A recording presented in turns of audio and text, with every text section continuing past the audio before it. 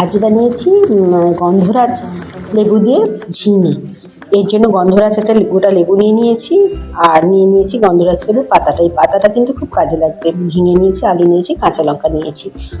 খুব অল্প উপকরণে এই রান্নাটা হয়, খেতে হয় দুর্ধর্ষ। এর জন্য ঝিঙেকে শিট ফেলে লম্বা লম্বা করে কেটে নিয়েছি, আলুগুলো কেটে নিয়েছি।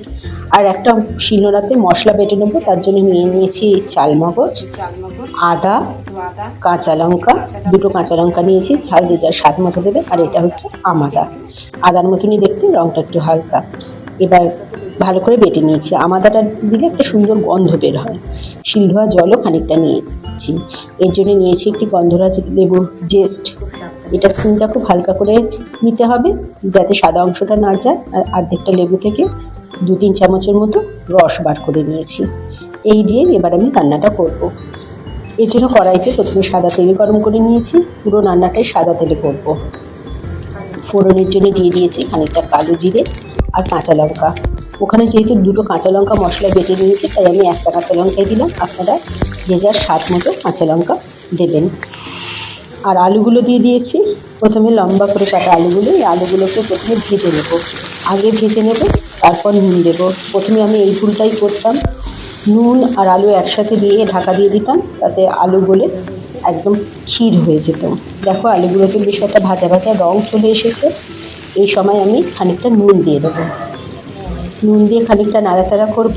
এরপর দিয়ে দেবো ঝিঙেগুলো। ঝিঙের থেকে নিজস্ব যে জল বেরোবে, তাতেই আলু এবং ঝিঙে দুটোই সেদ্ধ হয়ে যাবে। এরপর আমি খানিকটা ঢাকা দিয়ে দেবো, হালকা হাতে নাড়াচাড়া করে। দিলেই দেখা যাবে যে ঝিঙে থেকে যে জল বেরিয়েছে, তাতে কিন্তু ঝিঙেটা মোটামুটি সিদ্ধ হয়ে এসেছে। এরপর যে বাটা মশলা, সাদা মশলাটা রেখে দিয়েছিলাম, সেই বাটা মশলা দিয়ে দেবো। আর খানিকটা দিয়ে দেবো বাটি ধোয়া জল দিয়ে আমি খানিকক্ষণ নাড়াচাড়া করে নেব। খানিকক্ষণ প্রয়োজনে ঢাকা দিতে হবে, ঢাকা খুলে দিতে হবে। একটু গরম জল বাটিতে করে রেখে দিয়েছিলাম, এই গরম জলটা দিয়ে দেবো। আর দিয়ে দেবো সঙ্গে গন্ধরাজ লেবু জেস্ট যেটা বের করেছিলাম, এটা থেকে খুব সুন্দর গন্ধ বেরোবে। ওটা দিয়ে ঢাকা দিয়ে দেবো ফুটে উঠলে।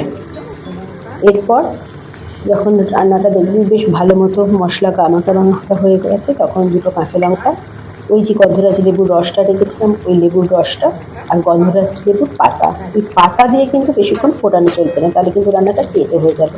হালকা হাতে একটু নাড়াচাড়া করবো যাতে পাতাগুলো ভেতরে ডুবে যায়। এবার ফ্লেমটা বন্ধ করে দিয়ে 10 মিনিট ঢাকা দিয়ে রেখে দেবো।